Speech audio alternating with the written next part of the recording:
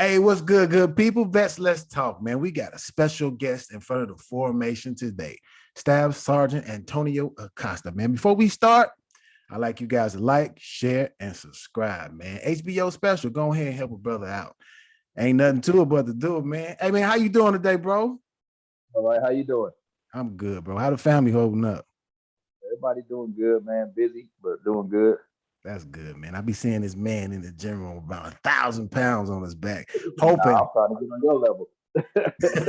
I be hoping, like, man, this dude gonna share one of them 45-pound plates with me. Let's get to these questions, my dog.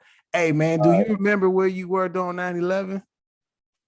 Yeah, man. I wasn't in the army yet, man. I was staying in San Leandro, California, man. I'm from the Bay Area, so I'm from Hayward, but I was staying in San Leandro, man. And I had just walked in the door from work, and as soon as I walk in, everybody look at this, and I'm like, wow, yeah. So that's how that came about. And then my mom worked at a law firm in downtown Oakland, and she called me like, hey, they tell everybody to get it. They cutting work, everybody go home because they thought more taxes gonna come and everything.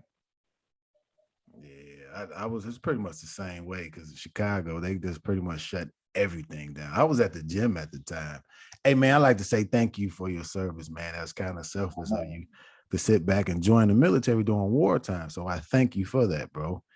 I really appreciate it. How did you imagine military life before you joined? Truth be told, man, I never thought about it. My grandpa, I didn't know a lot of people in the military. You know, my mom was in the Navy, but she didn't really talk. She didn't really talk about it. You know, and then my grandpa, he was in World War II, but he didn't really talk about it. You know what I mean? So to me, all I knew about the army was just what I seen on TV and movies and stuff like that. You know, so I never really got an inside scoop on how military, life would be. So I never thought about it. Yeah, it was pretty much the same with me because my old man he's a Vietnam vet. He never talked about it. I guess it was because of those scars that Yeah, kind of carries over. It opens things up once you talk about certain things. yeah. My grandpa finally, when I started working, me and him start working together doing like apartment maintenance, house maintenance, and stuff like that. And so on lunch, we'd be sitting on top of a roof or something eating lunch, and he finally started slowly kind of opening up, telling me different things that him and my uncle Mac went through in World War II. But he never really broke everything down. You know, he kind of just started touching on different a lot of little different things. So this is probably a question. No, this is a question that I didn't put on there. What made you join during wartime? Do you really? The truth be told, man, it was kind of like stay where I was at and die, or try to do something better. Right. It's hard to do better in the same, excuse my language, but the same shitty streets you grew up in, doing a lot of dirt.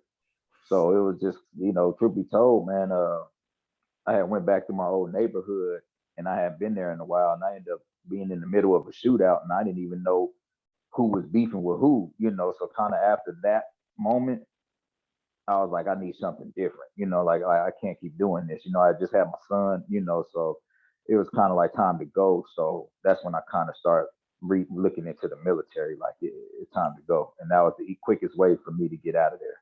Wow, that's pretty much the same long line of why I've joined, but I always wanted to be a part of the military. But it was a Okay. kind of a long road for me. But how did your perception change after serving?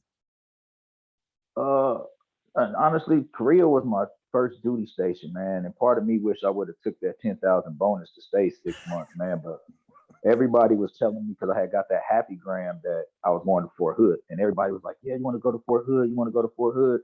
But when I got here is when my perception of the army changed. I love the army in Korea because always, I mean, of course, everybody party. I don't know if you've been to Korea or heard about Korea, but we trained. You know what I mean? Like it was, you train, you go 10 days in the field straight, then you come back, you PMCS and your equipment just to go back to the field for 10 more days. And then we had a 45-day field problem, so it was constantly training. So we was always doing our job, and I loved our job. I loved it. Okay, what are some things? What are well, okay? What are some of the things you remember about adapting to the military life, to military life? I think the biggest thing was I had to say the way people talk to you. I probably think that was the biggest thing. Right. I can't lie and tell you I was a high speed, correct by the book soldier. When I joined, I was fresh off the street corner, so my mentality was a lot different. And I stayed like that my whole military career. But a lot of the higher up, the brasses and the rank and stuff, they couldn't deny my work ethic. Like I had a bad attitude as far as like I don't care what your rank is, talk to me as a man. If I do something wrong, don't yell or cuss me out or something. Correct me as a man. And then I'll respect you the same. So I think that was probably the biggest adjustment out of everything about the military, was having to deal with the way people talk to you, and then dealing with so many different personalities and people from different coasts. I'm from the West Coast. So Right. now I'm talking to, somebody who's from the South or somebody who's from the East Coast or somebody who's from overseas or something. So those was kind of like the biggest things that I had to take, and adjust to. It is a difference when you run into people from different walks, conversation. It's different. Yeah, He's like, man, that sometimes you man. thinking people weird, but it's the environment that which they grew What up you in. mean? You didn't Oh grow yeah, up oh with it. yeah, So yeah, oh yeah. I'm me being from a certain neighborhood that I'm from. It's like I came here and Where you everybody was. from? I'm from Chicago, What part? South Side, Inglewood area. My So grandparents, man. 5310 King Drive. oh word, Yeah, man. I was born at Great Lakes Hospital, man. man, small world, Yeah, bro, small yeah, man. world. And then my grandparents moved from King Drive over to Hyde Park. That's right down the street.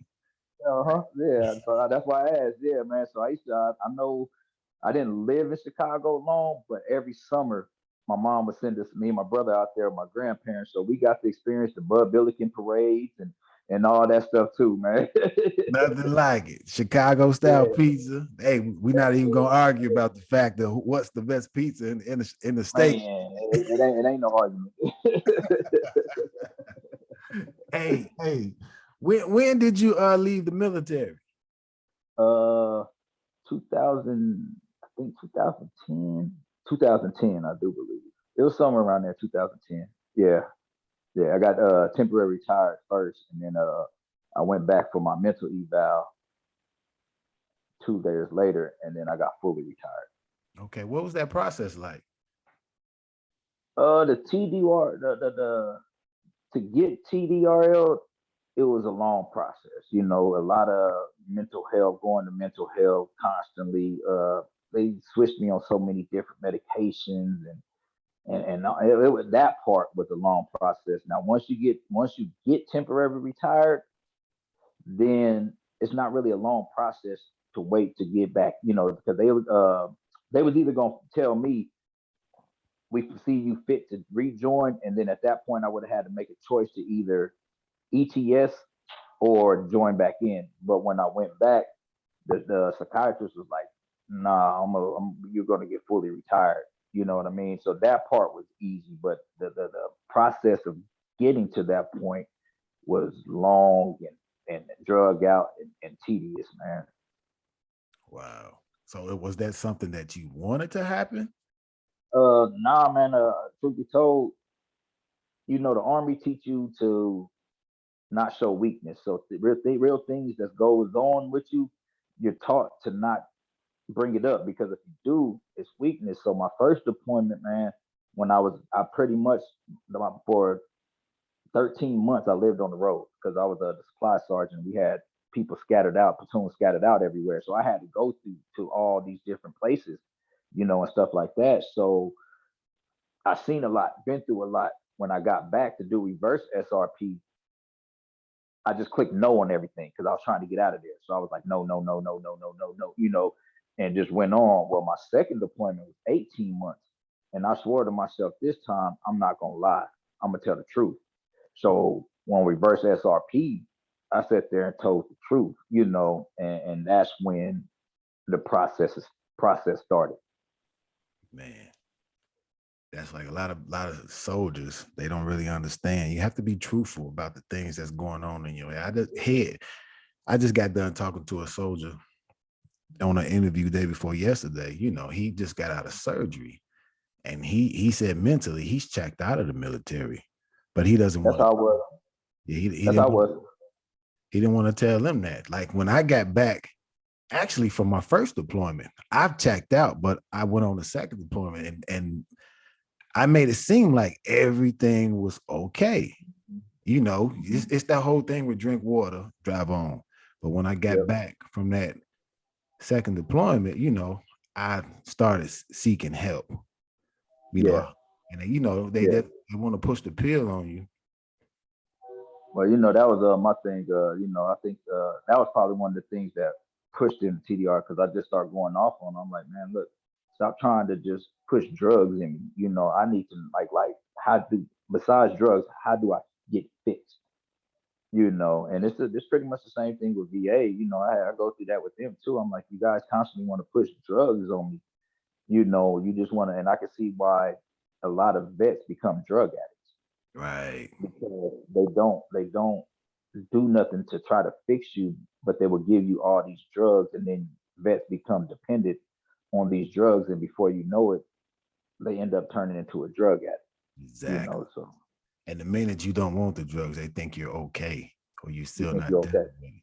It's like Yep. you just get to a certain point when you're dealing with this. Because I've taken the meds, but you come to a certain point to where you have to find some peace within yourself. Even I'm not saying you get better, because that's something that's always going to follow you through the rest of your life. You got to learn some coping skills, like Yeah. how do you deal with, how do you like push out that stress? For me, Yeah. it's the gym, and I go hard. Like when I'm in that gym, I And leave a lot in that gym. I tell people that all the time. They be like, "Man, you stay in the gym." I'll be like, "Man, believe it or not, it's not for physical look. That's my mental health. So when I go to the gym, it's not me thinking, oh, I'm about to get chiseled up and all that on my summer body. It's more so that's how I need to start my day. My mental is more about my mental health.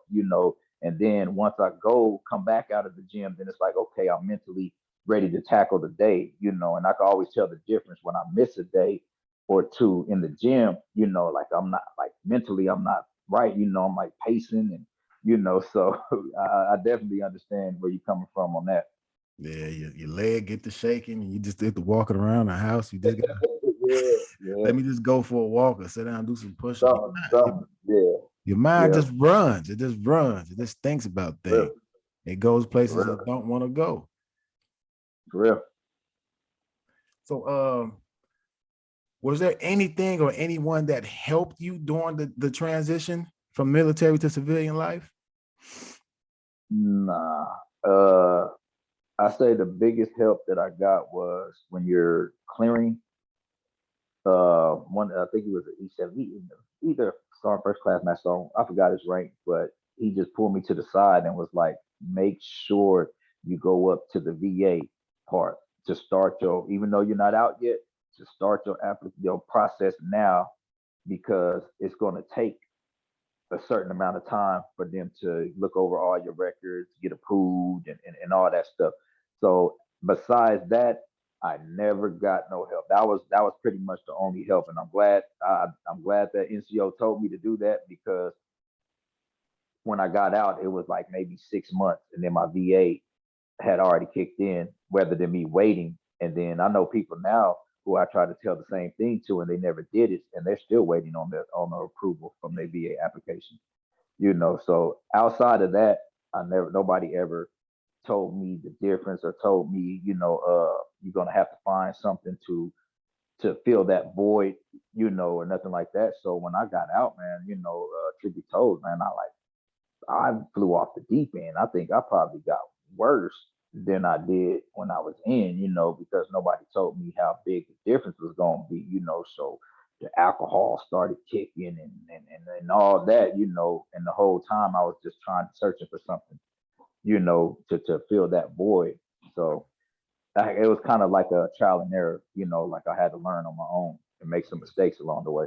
It was kind of like the slowdown then, because that's how it kind of was with me. Like once I got out, I went straight into school. I was taking 5 or 7 classes a semester, but once I graduated, Yeah, and started looking for work, I had time to sit back and think about some things, because I was yeah, going from the gym to school, from school to coming here to doing schoolwork. And, yeah, once I wasn't doing all that, my yeah, mind had a little bit of time of rest. And, yeah. I started to drink and I started, everything going to my head about those thoughts of ending myself. I'm being transparent, so I'm not going to hold nothing back. But yeah, Oh man, those thoughts, I've they been come there. about. They come about. I've been, But I've been there. I'm always gonna drag myself from somewhere to somewhere else because Mhm. this train cannot stop. Do you have any advice for anybody transitioning out of the military? I think the biggest thing, man, would be have a plan. Even if you're not planning to go get a job, plan to have your school already lined up, or have some kind of plan, because I think the biggest thing for vets when transitioning out of the military is really your mental health, because you go from somebody knowing exactly what you were doing, what time you were doing, what formation you had to be to this routine, to now you don't have no routine. So if you sit around too long, your mind starts to wander. So my biggest advice would be like, just while you're clearing, or while you're going through your process and stuff, start putting things into place for when you get out. Have something to go to when you get out. Don't just think you're going to get out and I'm about to come home and kick it and sleep in all day, because that's only going to, satisfy you for about a month or two. And then what? So have a plan. Have a plan of what you want to do, when you get out. That'll probably be the biggest thing. Have a strong support system, that'll be there to help you along the way, who been a civilian their whole life. Have that kind of support so people could kind of guide you in the civilian world. So that would be my biggest thing. And Yeah. then don't be scared to ask for help, man, because I think that's probably one of the biggest things the military puts in vets' heads, is that if you ask for help, or if you're going through something, you seem weak. So when you're getting out, you take that with you, and then you end up falling in this hole, that's hard to get out of, because you're too scared to ask somebody for help. You know what I'm saying? Right, because you think of yourself less as a person. I can't just say man, because women deal with the stuff too. Yeah, yeah, yeah, You yeah. You think do. you think yourself less And as honestly, and then you start. That's when them suicidal thoughts kick in, because you feel right.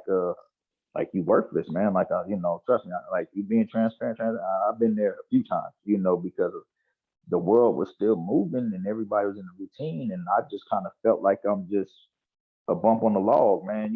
So I start getting that thought, like maybe my family don't need me around. They doing just fine. And that's when all them thoughts start kicking in to you. So have a plan, have a support system, in place before you just get out and don't and just be sitting around doing nothing. And you can't just talk to anybody because you taking your Uh, problems to just any person. They not gonna handle your situation with some uh, type of care. You always got to have that honestly, person in your back on your in your corner. That's like yeah, your cheerleader to want to see you to progress in see. life. I was blinded to my support system, man. The alcohol had my vision blurry. Like blinded to the support I had.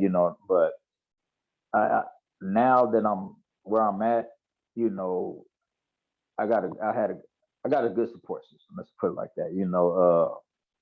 They understand. I don't really talk about detail what I've been through and what I've seen, and they're fine with it.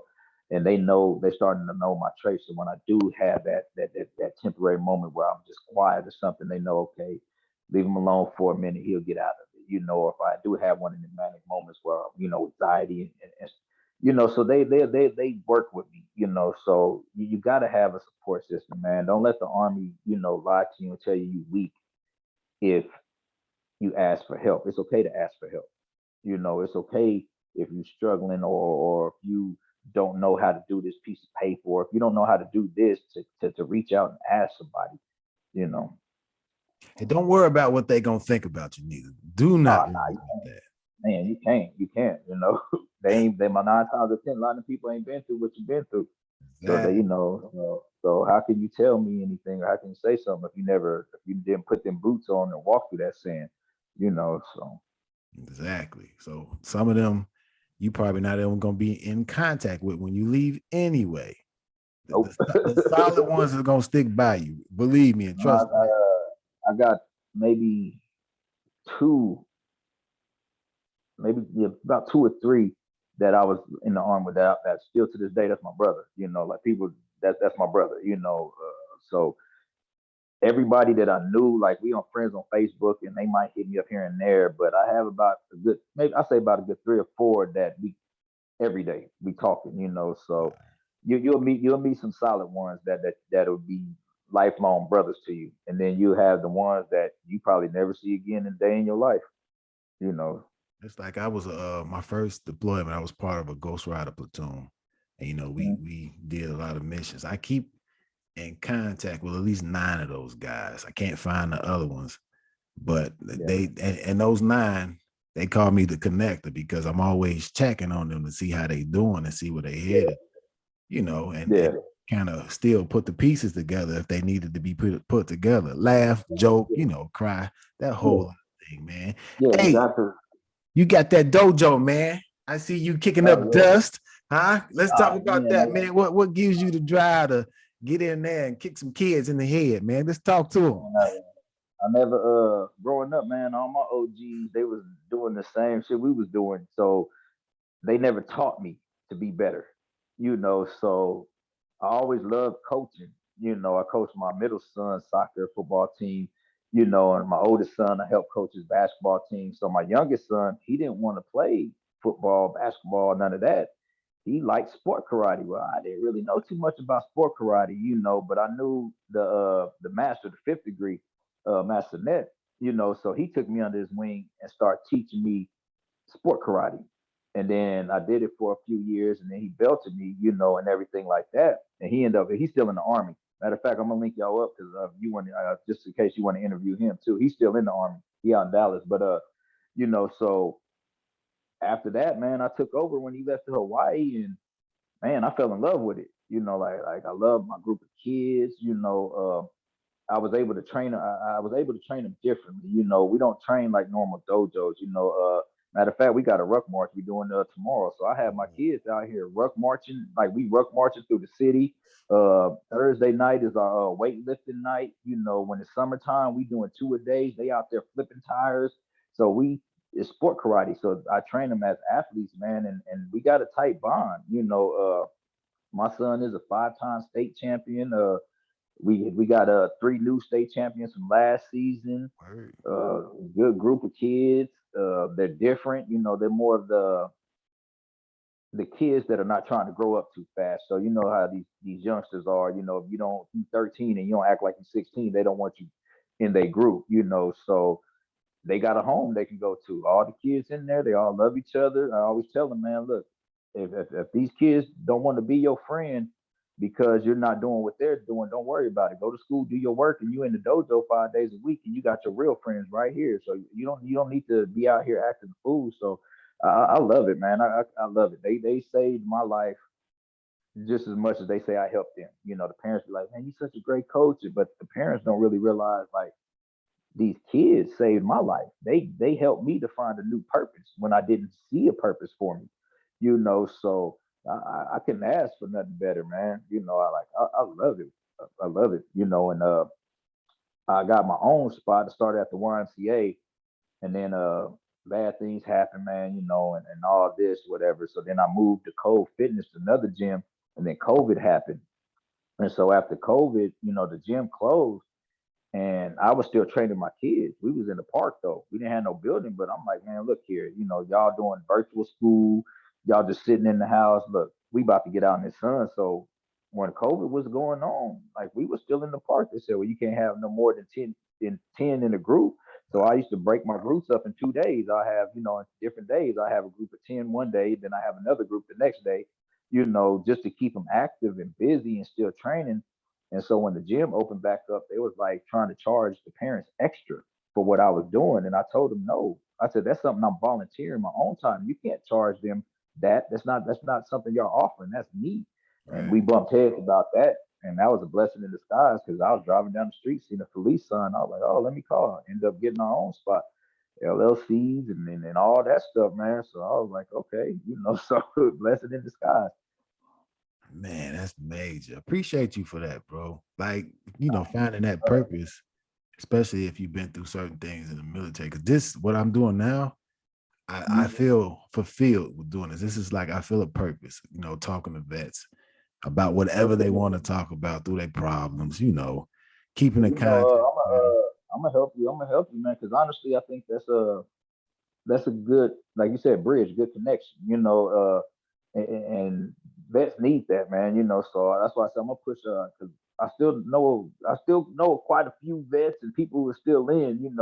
So I'm gonna try to push them your way, man. And I think that'll be good. Because some of them, some of them a lot worse than me, and some of them probably need somebody to interview them just so they can start getting stuff off their chest, and they don't know how. So if somebody's sitting there asking them like how you're doing, that could actually help them. You know what I'm saying? So I'm gonna start sending different vets your way and everything, man, so you can talk to them and everything.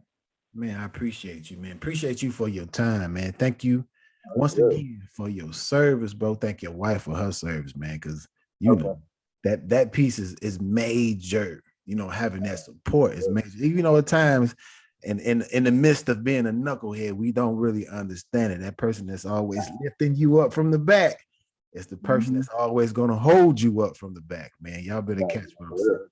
He threw down For nothing real. but knowledge on this interview, man. Whoever want to jump on here and have a little conversation with the troops, hop on. Who's up next for formation? Let's talk, man.